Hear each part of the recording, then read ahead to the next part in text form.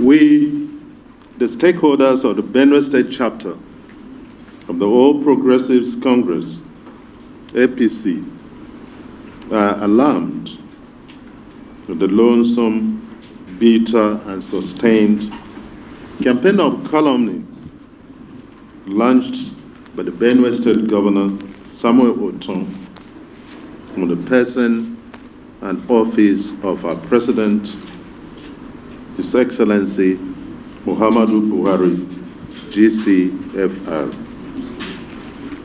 This unwarranted and ill-motivated attack has been going on for over 1 year now, and it seems President Buhari's silence and incredible display of magnanimity to the governor and the people of Benue State has not been enough to pacify the governor. We recognize, of course, Dr. Ortom's right as a free citizen of our dear country to air his views and promote them whatever he wants.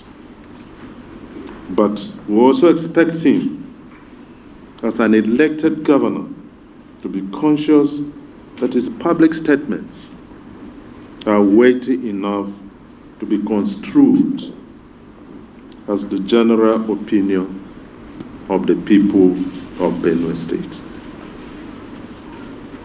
We cannot, however, stand by and watch this brazen show of shame by the governor through infantile and irresponsible public statements on Mr. President and the possible destruction of the cordial relationship between Benue State as a federating unit has always enjoyed with the center. This press conference is therefore called to address 3 key areas that have often characterized Governor Ortom's regular outpourings in the social media, television networks, and other media. This will include a review of his manner of approach, the true perspective of insecurity in Benue State, and most importantly, the true position of affairs in the state, kept away from public scrutiny. The manner of approach. We are outraged by Governor Samuel Ortom's manner of approach to Mr. President, which is devoid of simple decency and respect required of a younger person, both in age and official government hierarchy. Democracy or no democracy, the hallmark of values in Africa, and particularly in Nigeria, are hinged on respect for age and authority. Many other governors in Nigeria are affected by various cases of insecurity, but none has ever used such uncouth, belligerent, and provocative language to insult our president or cast aspersion on his government and integrity. We are ashamed to be identified as Benue State citizens, where its governor speaks in gutter language like a tout and has no respect to superior authorities. We train children to seek honor and imbibe egalitarian values in which the dignity of individuals, older or younger, are respected. We cannot tolerate such rude, irresponsible, and uncivilized acts from the leadership of our state. Hence, we condemn it totally. It is most disturbing that President Muhammadu Buhari has never publicly insulted or undermined the office and person of the governor of Benue State, or any other state for that matter. Talk less of joining issues with Governor Ortom's postulation about his instant amalgam of Nigeria. As far as we know, the President has delivered on his obligations to the governor and people of Benue State by ensuring regular and prompt releases of states and local government monthly federation allocations, all which amount to about 500 billion naira since Ortom's assumption of office as governor on the 29th of May, 2015. Furthermore, President Buhari had released 40 billion naira to the Ortom administration as bailout funds to enable him pay outstanding salaries, pensions, and allowances, as well as another 28 billion naira released to Governor Ortom as refunds from the Pottery Club refund. Just also, the President graciously sent an extra 10 billion naira to the Benue State Governor to enable him provide infrastructure for the people of Benue State. We hasten to say that all those monies have been mismanaged or outrightly diverted or misapplied by Governor Ortom and members of his government, as there is nothing on the ground to show by way of infrastructural development or payment of salaries and allowances. But that is for another day. As if such chicanery was not enough, Governor Ortom now embarked on a series of television and social media interviews using slangs, cliches, buzzwords, and puritanical nonsense to depict President Buhari as anti-Benue, while he, Ortom, as hero of the oppressed. This audacity to take from the people and yet have the effrontery to demean them is really shocking.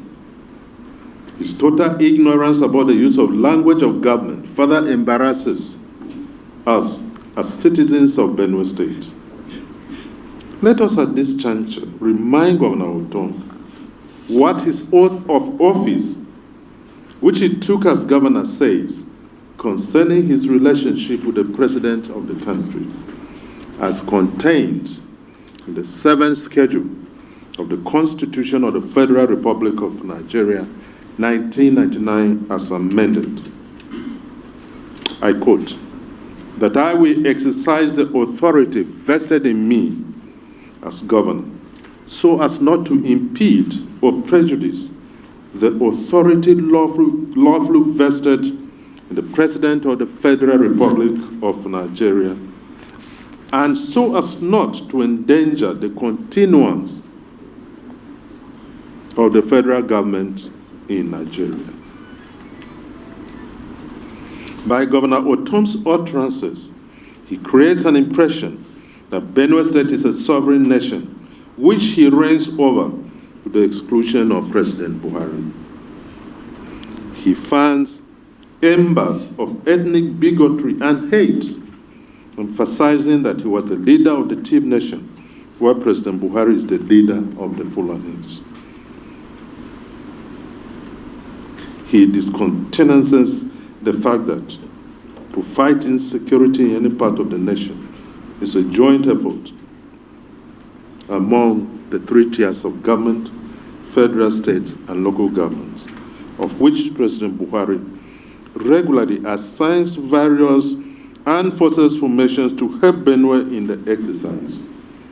Rather, Governor Ortom has destroyed completely the local government system, which should help nip in the bud cases of insecurity. Allocates to himself a monthly allocation of over 800 million naira as security vote. Squanders them and then sits back to criticize President Buhari for his failure to arrest and prosecute criminal elements in Benue State. Does Benue State not have an Attorney General to prepare cases for prosecution? Does the police reject Ortom's orders to arrest criminals because the president has given counter orders. We are dismayed by this crass incompetence exhibited by the governor. His rantings are irritating and smacks of tricks of a con man. It is crystal clear that the ultimate solution to the Benue insecurity would be, as Governor Ortom himself had earlier this year said, that the president should declare a state of emergency in Benue State with the approval of the National Assembly. Governor Ortom is clueless and his foul language to disparage decent people could further deteriorate the security situation in Benue State. We urge security agencies to immediately arrest all criminal elements Governor Ortom is using to perpetuate insecurity and bring normalcy to the troubled state. Insecurity in Benue State. There is no doubt that the trouble of herdsmen has unsettled the harmonious relationship that had hitherto existed between the herdsmen and farmers in Benue State. This has been the case in all the administrations in the past, ranging from that of our great father, Apereku, Father Dasu, Senator George Akume, and Gabriel Towo. In all these conflicts, and there's no society that is conflict-free, and clashes in the past, some of which led to the emergence of internally displaced persons. These past leaders had managed to sustain a meaningful symbiotic relationship between the herders and farmers through dialogue and mutual respect. I never had any problem with the Fulanis when I was in Benue State. I do know, however, that there were some problems with the Tea people of Nasarawa State, and they moved to Benue, where I provided a camp for them, built a school, had water properly supplied to the school, built their dwellings, built a small medical facility,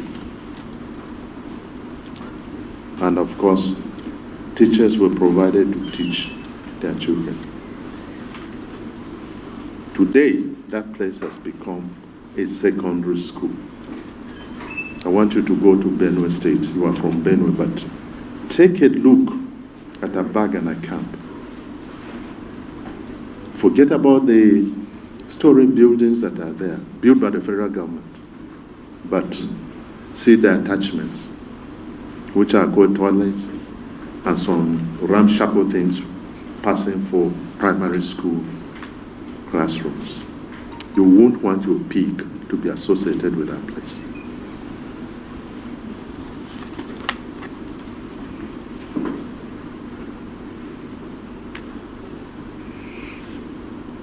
The Ortom era has, however, thrown all these successes overboard through his false narrative of an Islamization and Fulanization agenda. That's the narrative in Benue. Fulanization, Islamization. Any case, all of you know that those Fulanis who go about their cattle are not fundamentalists. Of course, I knew Fulanis when I was a small boy. Before I went to school in 1960, I'm an old man. So, and before that, we used to interact with the Fulanis.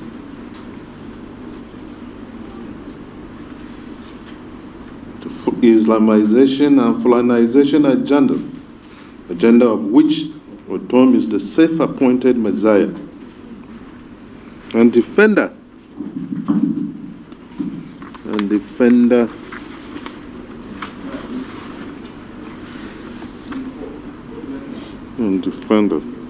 of the Benue Valley. Now, you know the stretch of Benue Valley. It's not just Benue State, it's a Benue Valley. Messianic pretensions.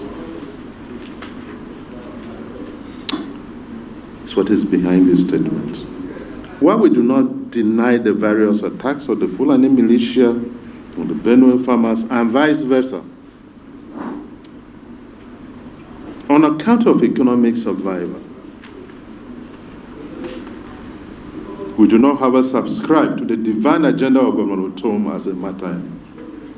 We're not docile citizens to allow our resources to be wasted in promoting such empty ego trips by someone whose lifestyle of greed and avarice contradicts Christian living. These attacks have nothing to do with the Islamization, as Zamfara, Katsina, Borno, and other predominantly Muslim states are witnessing similar attacks. These are things we want Nigerians to know. The situation in Benue is different. The attacks are a function of economic determinism, not religious. As a small boy in Part 1 in political science, he said the colonial situation was economic deterministic.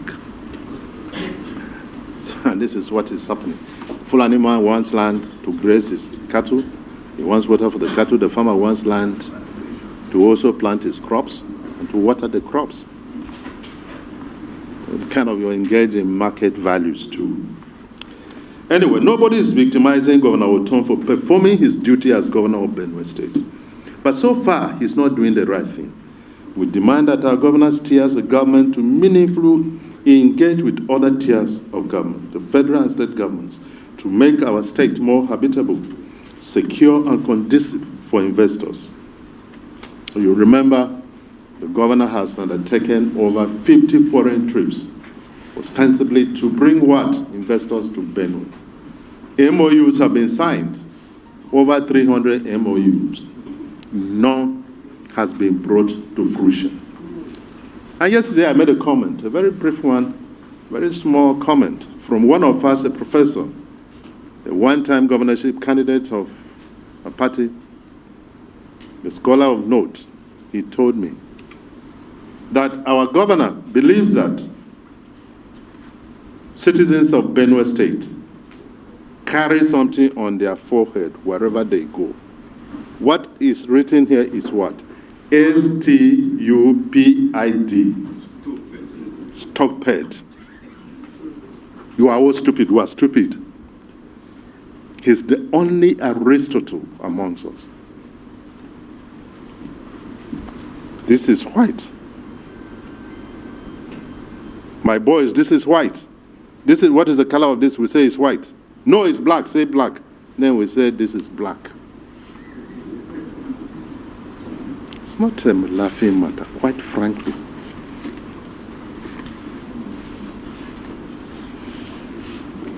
We demand that the governor renders account of the arbitrary 800 million monthly deductions he appropriates to himself as security votes, as well as the over 200 million monthly deduction he makes from the local government joint account, the pretext of catering for the IDP camps, and yet he finds no solution to the insecurity and DP camp situation.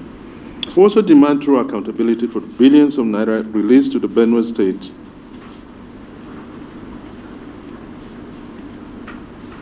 through the Federation accounts. We invite the EFCCs to step into the matter and help the Benue people in this evil extortion. Note, between July and December,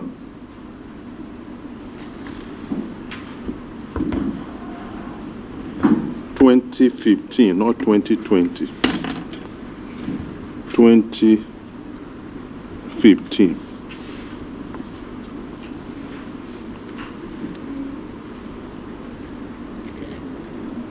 July to December 2015 alone, 20 billion was taken out of the treasury.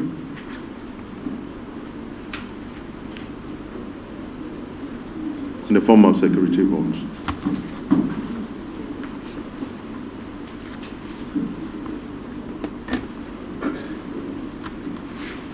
At the same time, Governor Ortom is masterminding a certain narrative of hate and tribal bigotry based on his wrong perception of history, his persistent illusion of the Buhari administration as the reincarnation of the 1804 Sokoto Jihad is mischievous and treasonable.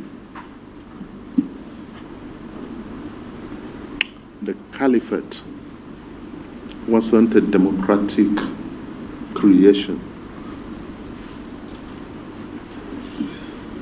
Nations are respected for their population and its diversity. The leaders should be patriotic enough to harness the positive aspects that unite us rather than those that further put us asunder.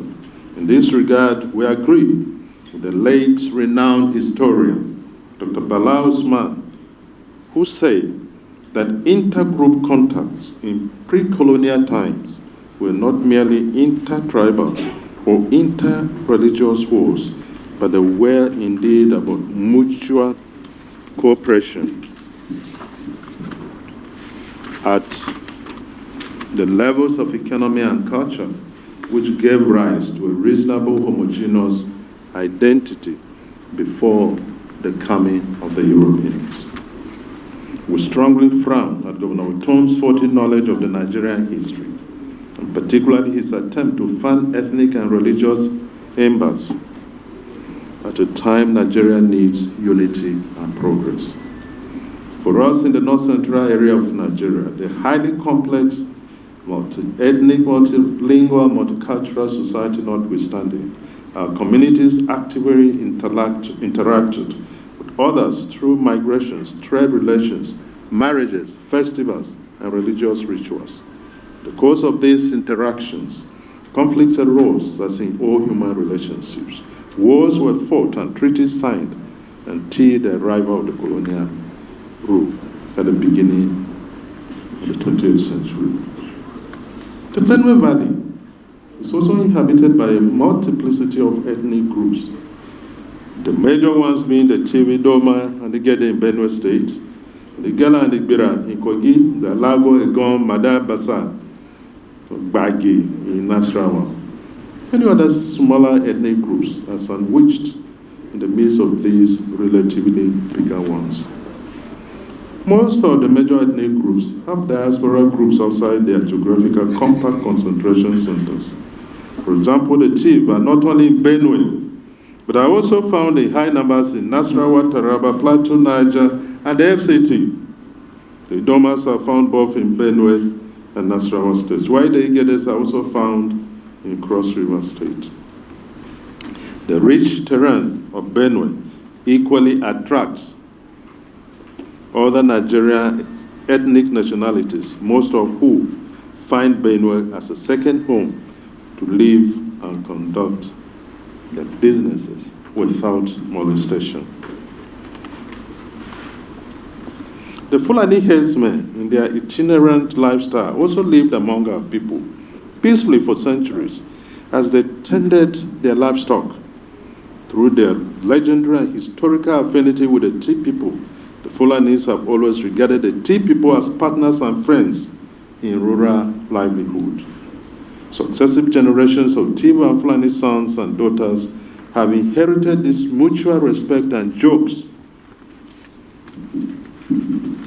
their forefathers passed on to them. We have seen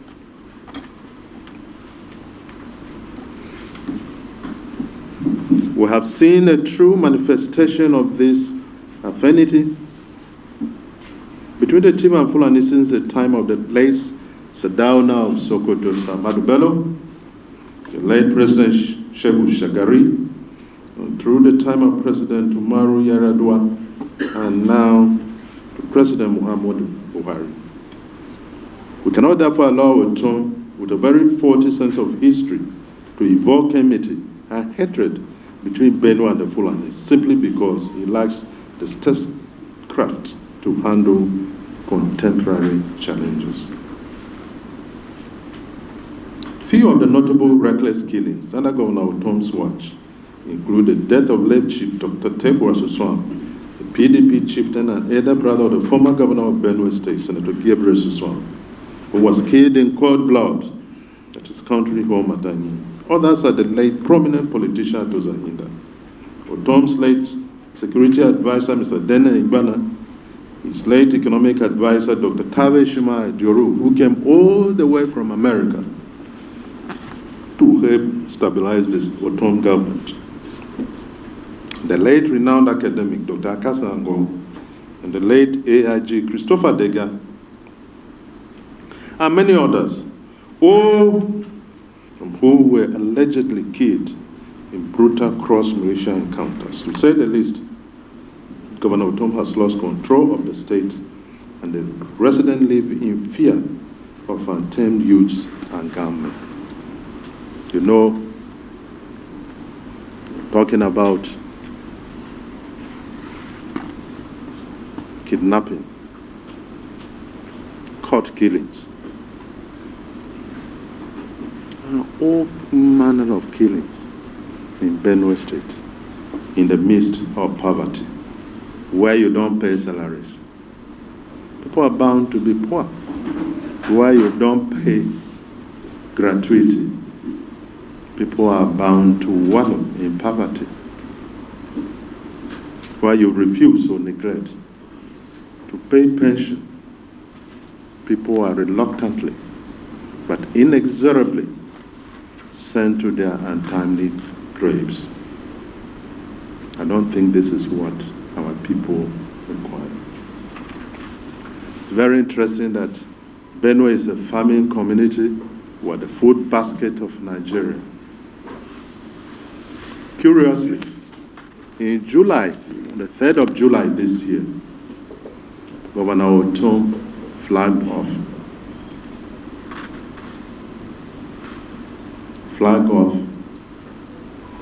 fertilizer sales. On the 23rd of July, I was at home. One of the top-notchers of the Ortom phenomenon called me and wanted fertilizer from me. I said, well, I finished distributing what I brought in May. I'm surprised that you would flag your own in July, because all the governments in this country had finished their own. The farmers were applying fertilizers on their farms. And in July, the food basket of the nation had just flagged off. Interestingly, this chieftain of PDP said they were promised 2 bags each, those top guys in the party. And up to now, nothing. Give me money to buy at the new garage. The houses are selling it there at 13,000. These are the jokes that are taking place in Benue State. Here's where the governors brought fertilizers for their farmers at heavily subsidized rate. And 1 bag was selling at what? 5,000 or 6,000. Benue State, 13,000. We are being defended. Indeed. It is difficult to understand how the loss of control by the chief traditional institution and the state government over the unruly youths of the land, or the complete collapse of the local government administration, grassroots, has anything to do with President Muhammadu Buhari. His ill-conceived and poorly administered amnesty program for bandits of Sankara, led by the late Tewa Sakwata, alias Ghana, had also nothing to do with Mr. President. Rather, the federal government has consistently made available to Governor Ortom various interventions of the armed forces, like the operations Ayema Batima and Where Stroke is still existing. We appeal to the governor to mind his business and attend to the work given to him by the good people of Benue State. We also gently remind him that to run 7 thriving personal industries at the expense of the state treasury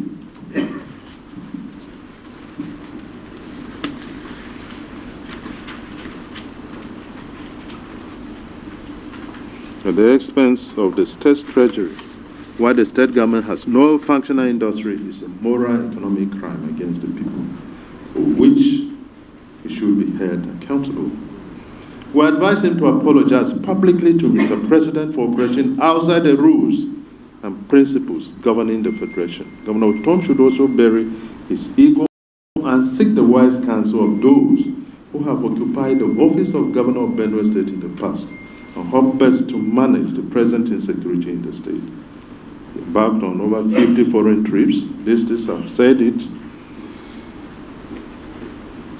On behalf of you and me, and on behalf of you and me, who have got zero. The true situation in Benue State, like most other states in Nigeria today, Benue State is engulfed in one form of insecurity or the other. However, Governor Samuel Ortom is not giving the correct picture of what is really going on in Benue State. This suffers from notifications with Fulani herdsmen, of which the state governor, the chief security officer, appears to have no answer. In spite of financial resources as well as the police and armed forces formation available at his disposal. It's ignorant and docile that such embarks on hysterical, yet surrendering President Buhari. The governor's misadventure and even deliberate mischief creates more security problems. He has created a personal army of criminals called the livestock guards, whose job is to hunt down political enemies and to help him win elections. His earlier attempts to hobnob with other set of criminals led him to an ill-fated amnesty program with bandits in Sankara area, which he claimed was endorsed by the United Nations Security Council. The deal collapsed sooner than it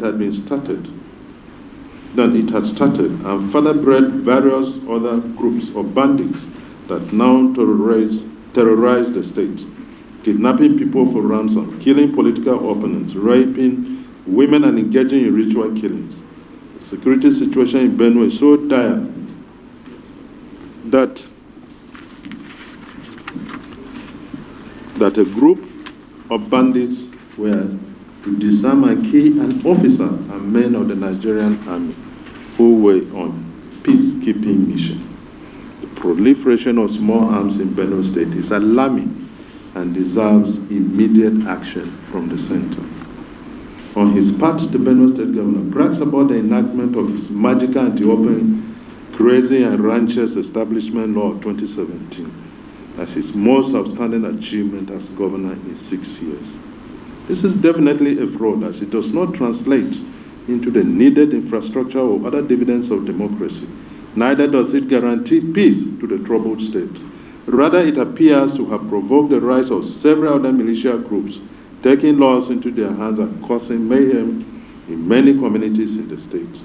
Ortom's official militia group, the livestock guards, is particularly engaged in rustling cows from the herdsmen and cheaply selling them to highly placed government officials, extorting illegal dues and killing in some villages unannounced.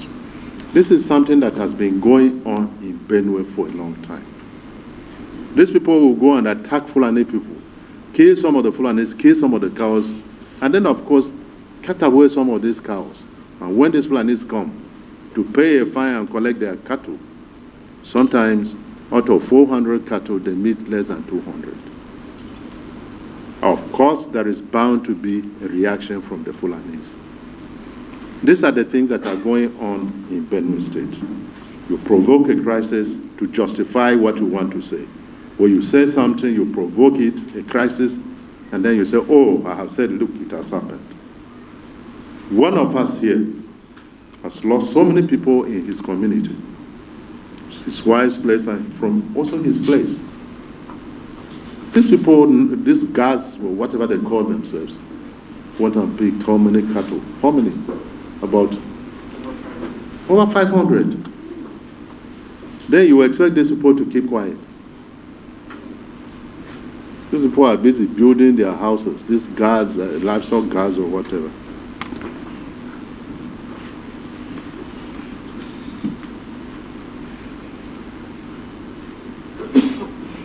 Governor Ortom is a busybody whose preoccupation is to dabble into national controversies beyond his ken of comprehension and competency. He throws himself on remote issues like the disagreement between the federal government and Twitter, the campaign for the indigenous people of Biafra. This is an irredentist movement. The call for the convocation of the Sovereign National Conference, the proclamation of the state of emergency, and the promotion of the Judaic-Christian narrative over the alleged fear of Islamization of Nigeria. The reason for these digressions from his duties of governance into extraneous activities are obvious. However, it is disingenuous for this governor to equate his failure as governor to the excellent records President Buhari has with the people of Benue State. Meanwhile, Governor Ortom himself does not believe in democracy, as his illegal arbitrary suspension and removal of elected local government chairman in Benue State leaves much to be desired. I know of journalists, social media boys, who, for making some little comments, but true comments about his government, have been arrested, tortured, detained and tortured, some for months. I went through more disturbing situation about criticism. Somebody will write anything about me. It doesn't bother me. The day I do not want to be insulted, I will go and settle in my father's house. You don't want people to criticize you gently, but you can insult the whole person who has all it takes to render you useless. But he has decided not to do so. During our time, we knew what we went through with Obasanjo. Don't try that.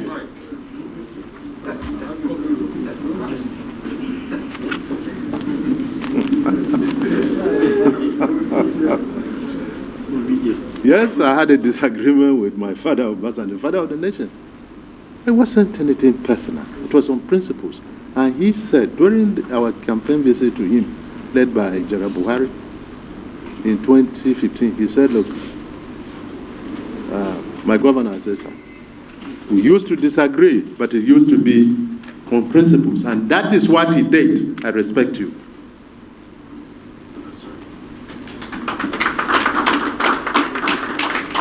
I can see my friend clapping over there. the minister of state.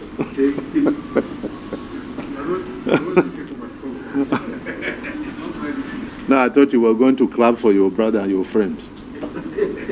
Can we hear you do that? Very good.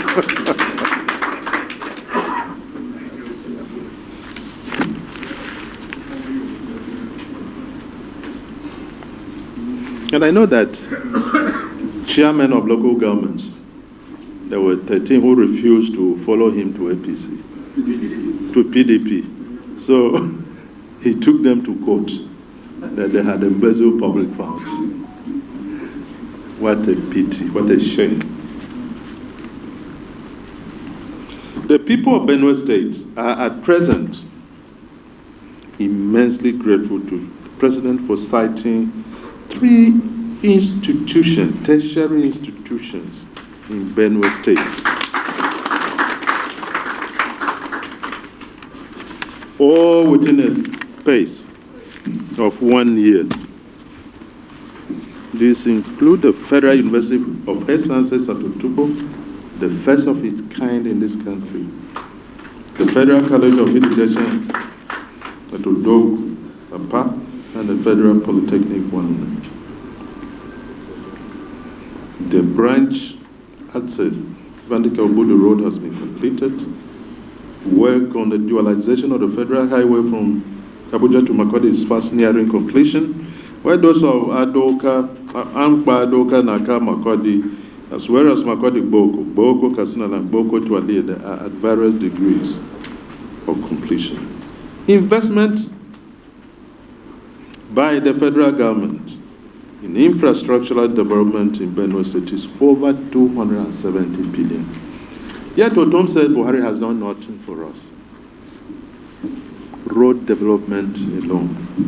And go to the Federal University of Agriculture, Joseph Sawu and Taka University, see the massive structures.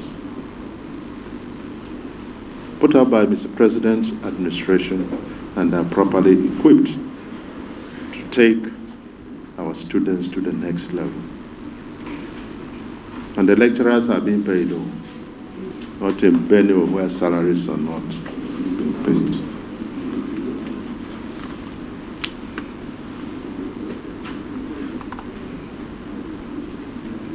You go to that, in addition to constructing more paved roads of faculty, you go there, more paved roads in the university have been constructed. This is the auspicious season of reckoning, being also the 6th anniversary of most state governors in the country.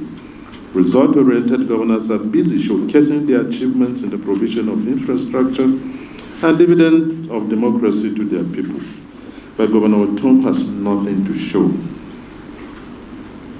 Rather, he gallivants to various states where projects are being commissioned, uses the limelight of location to pour invectives on President Buhari. Increasingly, his idea of using security as an alibi for his ineptitude has not fallen flat on his face. The governors of Woto states, Borno, Yobe, Ebonyi, Zamfara, and Kaduna, are shining examples of superlative performances in spite of semi-instability. It proves that good governance is driven by honest and patriotic service, which President Buhari exemplifies, and not infantile sloganeering and gutter-snap language associated with Ortom. Governor Ortom, who once boasted that he could turn Benue State into a London if he only got the 107 billion alleged to have been embezzled by the previous government, today has no single project to his credit, and with about 500 billion that have passed through his hands. The only project he commissioned with fanfare was the new Tortoise Palace in Boko, which was jointly executed by the 14 local government areas of Timland. A disused borehole at Adibo. That is my friend that does London. That's the headquarters of my friends. A disused borehole at Adibo, two short streets in Boko and in Makudi. Benue civil servants are being owed 6 months of their salary arrears and gratuities, while pensions. Gratuities are only owed for more than 2 years.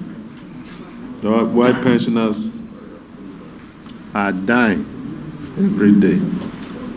And I believe they are cursing all of us, not just Ortom, all of us for doing nothing. It's a shame.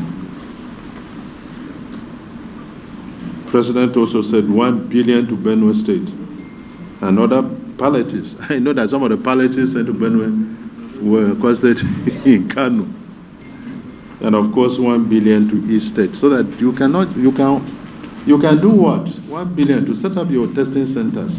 You test and get the result. There is no place like that. You come and get the result in Abuja. That's the essence of the defense we're going through. The Benue State and the Tea people in particular have a long-standing political relationship with the North. Senator J. Staka of blessed memory sent Alhaji Ibrahim Imam of Borno State to the Northern House of Assembly in Kaduna State under the UNBC Jemba constituency of Benue State. He later became the leader of the opposition.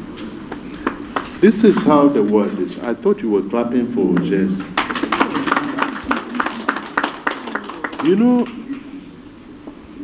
when Dr. Ayu, my Oga, became senator, and the contest for the presidency of the Senate started, he joined the race late, but he easily grabbed it. Kashim Imam was very close to Yaradua himself and Tinubu. He took Tinubu to Yaradua. Yaradua said it's Ayu. That was how Ayu became Senate President. Kashim is our friend, very tall, from Bono, the son of that person that, the man that just took to Benue State, to Boko, and offered him a platform. He contested the election and won to the regional assembly. But you see, what are you later got? Senate presidency. So you can't tear the Benue people from the rest of their northern brethren. It can't work.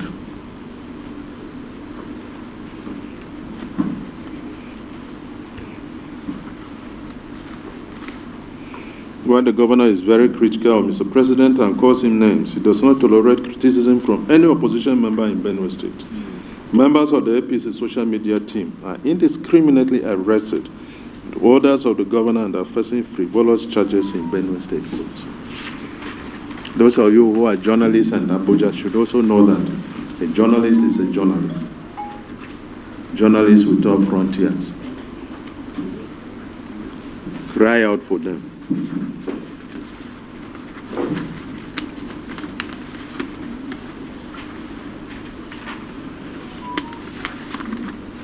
Our prayers are very short. We call on Governor Ortom to tender an unreserved apology to President Muhammadu Buhari for using foul language and for operating outside the set rules of engagement between the state and the federal government. We call on the anti-graft agencies to thoroughly investigate the application of the total federation allocations to Benue State from May 29, 2015 to date. Federal government should, as a matter of urgency, direct the disbandment of livestock guards in Benue State for their involvement in nefarious and criminal activities leading to the breach of peace and massacre of innocent citizens in Benue State. There is a high level of arms proliferation in Benue State. Federal government should thoroughly comb the state to recover those arms. The governor has consistently alleged that the security situation in Benue has deteriorated such a manner that the lives of many people are not secure. So we call on Mr. President, as Commander-in-Chief of the Armed Forces and the Chief Security Officer of Nigeria, to declare a state of emergency in Benue State to bring the security situation in the state under control. Let me use this opportunity to commend Mr. President Muhammadu Buhari for his resilience and steadfastness in driving the development agenda of his administration, nationally and especially in Benue State. The men and women of good conscience in Benue State are in full support of his administration, and we stand to condemn the ethnic profiling propagated by Governor Ortom. We are better than that as a people. We, the APC, the other stakeholders in Benue State,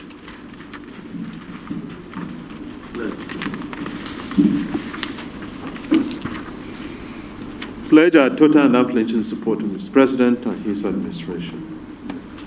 After all, he has given a lot of appointments to Benue indigenes. Many are still coming.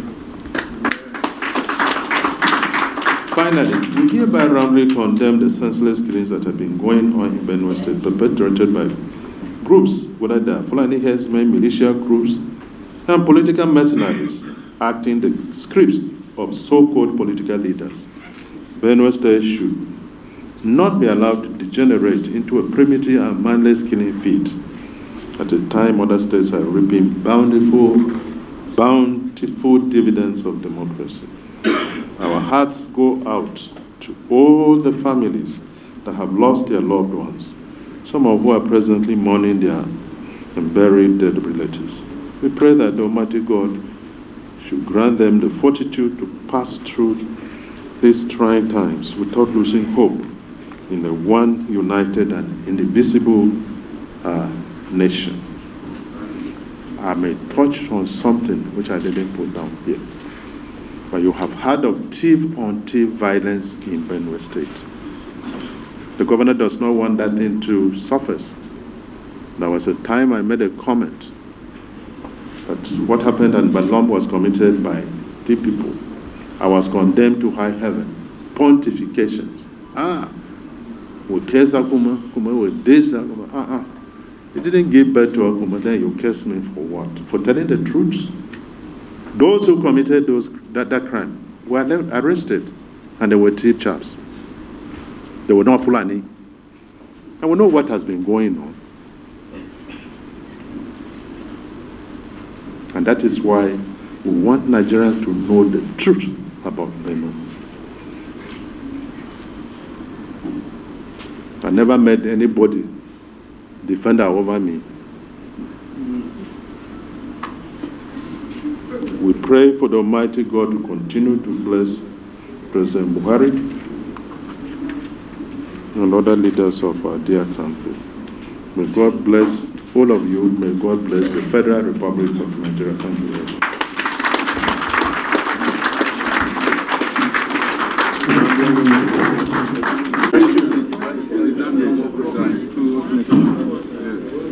Any other